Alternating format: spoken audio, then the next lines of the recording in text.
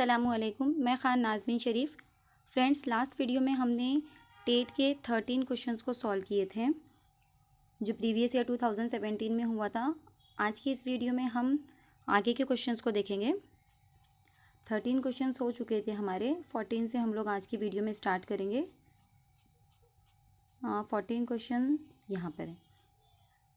14 question है simplify. क्या करना है आपको? सिंप्लीफाई करना है या आसान बनाना है। तो इसमें आपको जो भी दिया जाएगा, जैसे अगर जमा दिया जाएगा तो जमा, तफरीक, ज़र्ब, तकसीम, जो भी ऑपरेशंस या जो भी आपको दिया जाएगा आपको वो करना है। तो यहाँ पर पूरी जमा ना करते हुए हम पहले यूनिट प्लेस की या इकाई के मुकाम की जमा करेंगे। जैसे ये हो गया 6, देन यहाँ पर 1, उसके बाद 3 और उसके बाद है 7। इन सब का क्या करेंगे? हम एडिशन करेंगे। तो यहाँ पर 6 एंड 2 8, 8 एंड 1 9, 9 एंड 3 12, 12 एंड 7 हो जाएगा 19। तो यहाँ पर हम यूनिट प्लेस पर क्या आएगा इसके? 9। तो हम देखेंगे कि चारों ऑप्शन में से किसकी यूनिट प्लेस पर 9 है। तो यहाँ पर जब हम चार ऑप्शन देखेंगे तो हमको ओनली ए ऑप्शन में दिख रहा है कि यूनिट प्लेस पर ए ही ऑप्शन के यूनिट प्लेस पर क्या नज़र आ रहा है? हमको 9 नज़र आ रहा है। अगर और ऑप्शन होते जिनकी यूनिट प्लेस पर 9 होता तो हम और आगे सॉल्व करते, लेकिन जबकि सिर्फ ए में ही है तो हम डायरेक्टली लिख देंगे ए। देन यहाँ पर सेकेंड क्वेश्चन है 5/12 या कन्वर्ट 5/12 इंटू परसेंटेज। 5/12 को क्या करना है? हमको परसेंटेज में कन्वर्ट करना है। पहले तो हम क्या करेंगे, 5/12 का कितना आता है ये देखेंगे, यानी 5 को हम 12 से पहले डिवाइड करेंगे। अब इसको डिवाइड करने के बाद हम देखेंगे कि 12 के टेबल में 5 नहीं आता, ये स्मॉल है, इसके लिए यहाँ पर 0 लगाएंगे। यहाँ पर पॉइंट लगाने के बाद यहाँ 0 ऐड करेंगे। देन 12 चौक 48 होता है। कितना बचा? 2 बचा। यहाँ पर हमने एक बार पॉइंट लगाया तो यहाँ पर हम और 0 लगा सकते हैं। जन 12 वन ज़ा 12, यहाँ पर 20 आया तो 12 वन ज़ा 12। कितना रिमेनिंग है? 8। अगेन हम इसको 0 लगाकर बड़ा करेंगे तो ये हो जाएगा 80। तो 12 6 ज़ा 72। तो यहाँ पर हमारा जो आंसर आ रहा है वो 0.416। क्या आंसर आ रहा है हमारा?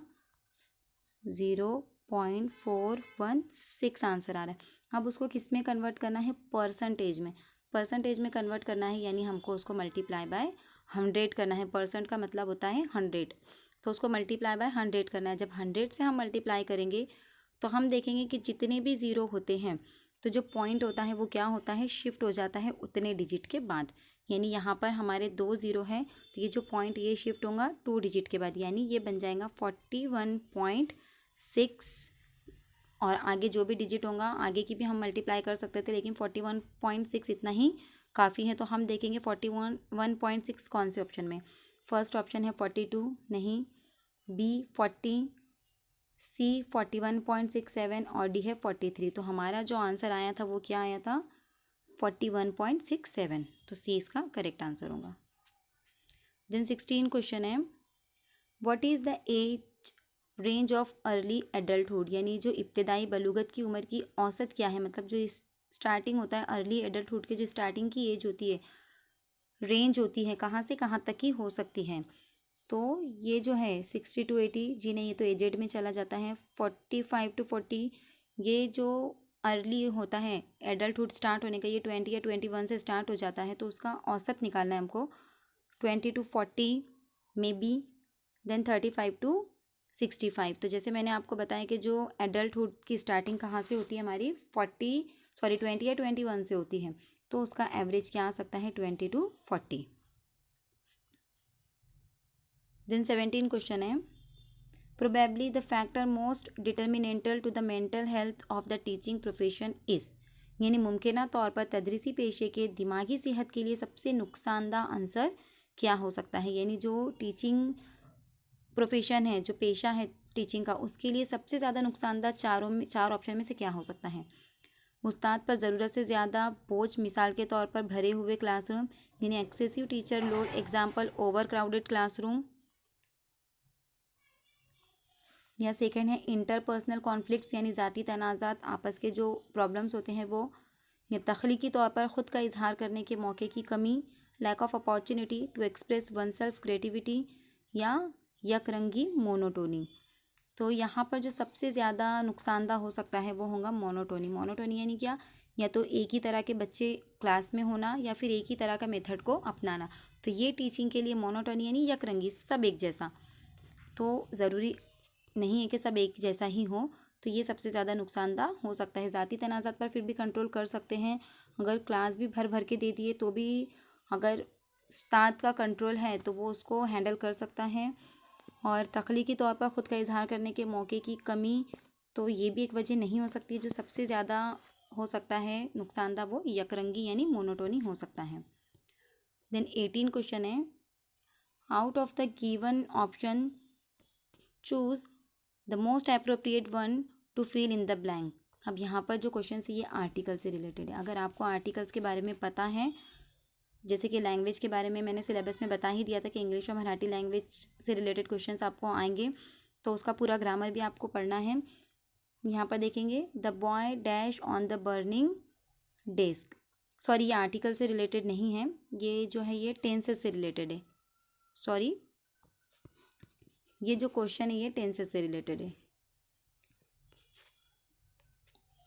The boy dash on the burning desk, यानी बॉय कहाँ पर, dash on the burning deck. First है स्टूड, सेकेंड है हैव स्टूड, थर्ड है हैव स्टैंड और हैज़ स्टैंड। तो हैव स्टैंड और हैज़ स्टैंड तो यहाँ से कट हो जाता है, क्योंकि हैव और हैज़ के साथ वर्ब का थर्ड फॉर्म आता है और ये सिंगुलर है, इसके लिए हम हैव भी यूज़ नहीं करेंगे, हैज़ करेंगे। तो ये वाला भी ऑप्शन चला जाता है। तो सिर्फ हमारे पास एक ही ऑप्शन बचा कि the boy dash on the burning deck, तो स्टूड। 19 क्वेश्चन है, in a certain code language if the word pancreas is code as SAERCNAP then how is the word stadium code in that language. यानी अगर किसी language के अंदर अगर pancreas, जिसको हम इस तरह से कोडिंग करते हैं, तो उसी लैंग्वेज में स्टेडियम को कैसे लिखेंगे। तो यहाँ पर कुछ भी नहीं है, आप देख सकते हैं कि सिर्फ अल्फ़ाबेट को हेर फेर किया है।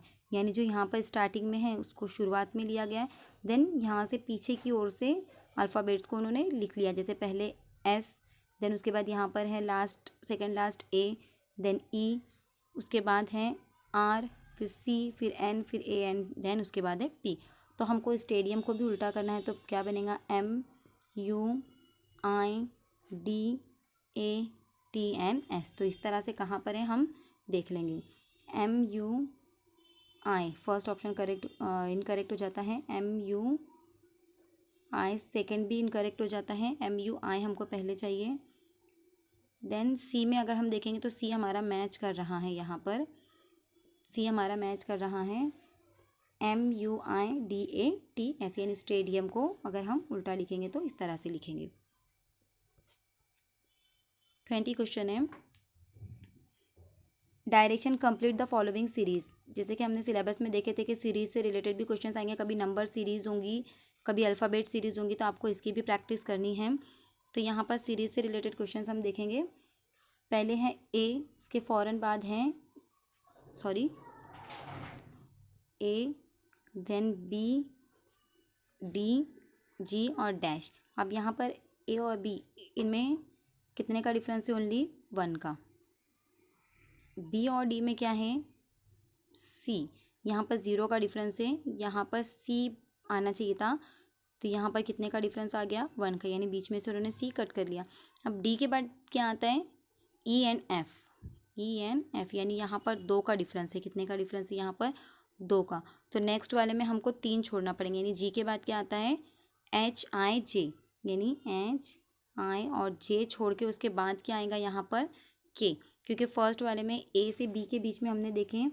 अगर हम यहाँ देखेंगे A से B के बीच में कितने का डिफरेंस है, 0 का। B से D में कितने का डिफरेंस है, 1 का। D और G के बीच में 2 का। देन G से जो भी अल्फ़ाबेट नेक्स्ट आएगा उनके बीच में हमको क्या करना है, 3 का डिफरेंस लेना है। G के बाद आता है HIJ, इन तीनों को छोड़कर नेक्स्ट वाला क्या होगा, K। तो हमारा करेक्ट ऑप्शन क्या होगा यहाँ पर, K। Okay, option number A, K।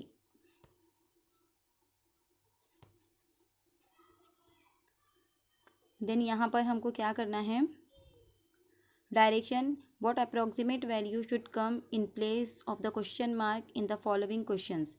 You are not expected to calculate the exact value, यानी मंदरजल सवाल में सवाल का निशान की जगह पर कौन सा तखमीना वैल्यू आएगा। एग्जैक्ट वैल्यू हमको निकालना नहीं है, अप्रॉक्सीमेट वैल्यू निकालना है। तो फर्स्ट क्या है यहाँ पर 31 डिवाइडेड बाय 3, तो अगर हम इसको अप्रॉक्सीमेट वैल्यू लेंगे तो 3 वन ज़ा यानी 3 10 ज़ा 30 ले सकते हैं, तो ये 10 आएगा। 10 को जब हम 15 से मल्टीप्लाई करेंगे तो ये आएगा 150, यानी अप्रॉक्सीमेट पॉइंट में कुछ आ सकता है, लेकिन हमें अप्रॉक्सीमेट वैल्यू कहाँ है, तो अप्रॉक्सीमेट वैल्यू क्या आ सकती है इसकी 150। तो इसका जो ऑप्शन नंबर ए होगा वो करेक्ट होगा 150। देन सरल रूप घ्या, क्या करना है हमको, सिंप्लीफाई करना है, आसान करना है, मतलब वही करना है जो भी जमा तफरीक ज़र्ब तकसीम जो भी दी गई हैं। तो हम क्या करेंगे इसको 6 2 1 4 3, देन यूनिट प्लेस से स्टार्ट करेंगे 1 3 4 2 एंड 1। अब इसका एडिशन करेंगे तो 3 एंड 1 आ जाएगा 4, 4 और 3 7, 4 एंड 1 5, 2 एंड 2 4, 6 एंड 1 7, तो 7 4 5 7 4 क्या आना चाहिए 7 4 5 7 4, 7 4 5 7 4, तो डी ऑप्शन हमारा होगा यहाँ पर करेक्ट आंसर 7 4 5 7 4।